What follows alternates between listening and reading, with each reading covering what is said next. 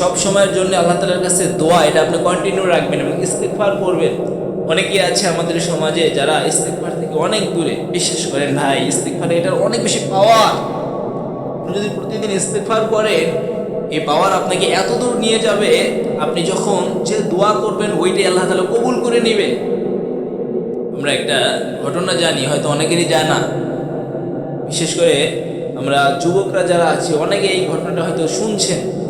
ইমাম হাম্বল রহমাহুল্লাহ, ইমাম আহমদ ইবনে হাম্বল রহমাহুল্লাহ, উনি একটা ঘটনা উনি শেয়ার করেছেন এইভাবে যে একজন রুটি বিক্রেতা, উনি হচ্ছে মুস্তাজাবুদ দাওয়া। রুটি বিক্রেতা যে মুস্তাজাবুদ দাওয়া, এটা ইমাম আহমদ ইবনে হাম্বল জানতেন না। উনি তার কিছু কাজ দেখে বুঝে গেলেন যে এই ব্যক্তি মুস্তাজাবুদ দাওয়া। উনি জিজ্ঞেস করেছিলেন যে তুমি কিভাবে এটা হলা? তুমি যে মুস্তাজাবুদ দাওয়া, অর্থাৎ তোমার যে প্রতিটা দোয়া আল্লাহ কবুল করেন, এই পর্যায়ে তুমি আসতে কি করেছো? ওই রুটি বিক্রেতা বলেছিল যে ভাই, এই পর্যায়ে আসতে আমি যেটা করেছি সেটা হচ্ছে আমি শুধু আস্তাগফিরুল্লাহ পড়েছি। ও ভাই শুনে রাখো, আমি সবচেয়ে বেশি আস্তাগফিরুল্লাহ পড়েছি।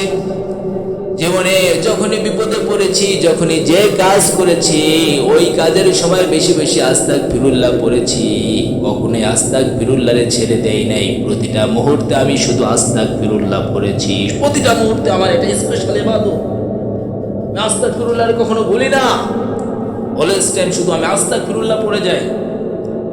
আহমদ ইবনে হাম্বল এবার চিৎকার করে আল্লাহু আকবার বলে উঠলেন। বললেন, ও রুটি বিক্রেতা ভাই, তাহলে মনে রেখে দিও, শুধুমাত্র তোমার এই আস্তাগফিরুল্লাহর বরকতে আল্লাহ এত বেশি খুশি হয়ে গেছে, তোমারে মুস্তাজাবুদ দাওয়া বানিয়ে দিয়েছে। আর তুমি যেই কাজই করবা ওই কাজে আল্লাহ তাআলা অনেক বেশি সহজ করে দেন। ওই কাজে আল্লাহ তাআলা কি করবেন? অনেক বেশি সহজ করে দিবেন। কারণ তুমি ওই যে আস্তাগফিরুল্লাহ পড়ো।